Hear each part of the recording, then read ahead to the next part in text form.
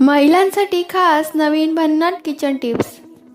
Number 1, कोणताही पुलाव, मसाले भात किंवा जिरा राईस जर डायरेक्ट स्टीलच्या कुकरमध्ये करणार असाल तेव्हा तांदळाच्या दीडपट पाणी घालून 2 शिट्ट्या कराव्यात। भात मोकळा आणि फडफडीत होतो। नंबर 2, कोणताही पुलाव किंवा मसाले भात करताना तांदूळ 1 ते 2 तास आधी भिजवून ठेवले तर भात साध्या तांदळाचा सुद्धा दाणेदार आणि मोठा होतो।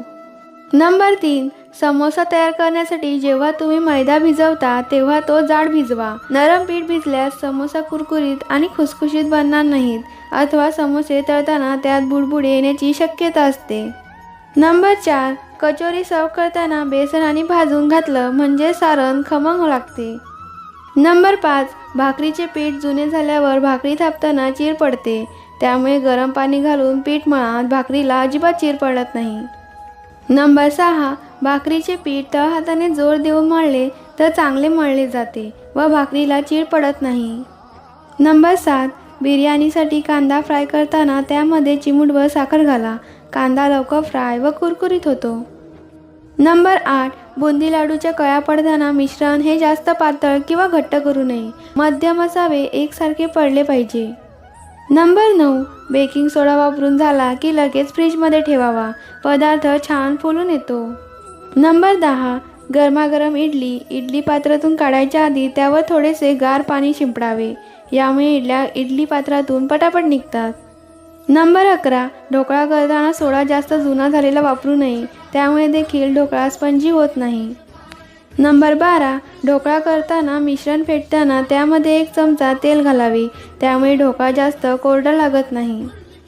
नंबर 13, मुळा किसून झाल्यावर जे पाणी सुटते ते टाकून न देता आमटीला घालावे, स्वाद चांगला येतो। नंबर 14, वरण शिजवताना तुरीच्या डाळीत चिमूटभर हिंग, हळद व चमचाभर साजूक तूप घालावे, यामुळे डाळ नरम शिजते व स्वादही छान येतो। नंबर 15, चिक्कीचा पाक तयार झाला काय हे ओळखण्यासाठी पाकचा 1 थेंब थंड पाण्यात घालणे। जर पाक कुरकुरीत झाला तर समजायचे चिक्की करण्यासाठी मिश्रण तयार झाले आहे। नंबर 16, चिक्की बनवताना गूळ विरघळताना त्यात 1 चमचा तूप घालावे, त्यामुळे चिक्कीला चकाकी येते। नंबर 17, रवा भाजून ठेवल्यास रव्यामध्ये आळी होत नाही आणि रवा जास्त दिवस टिकतो। नंबर 18, बटाटा लवकर उकडत नसेल तर पाण्यात थोडीशी चिमूटभर हळद टाकावी। नंबर 19, मेदूवड्यासाठी उडीद डाळ भिजत घालताना त्यात चिमूटभर पापड खार घालावा, म्हणजे तळताना जास्त तेल लागत नाही आणि वडेसुद्धा कुरकुरीत होतात। नंबर 20, पावभाजीला कलर येण्यासाठी त्यामध्ये बीट उकळून लगदा करून घालू शकता, त्यामुळे पावभाजीला कलर आणि स्वादही येतो।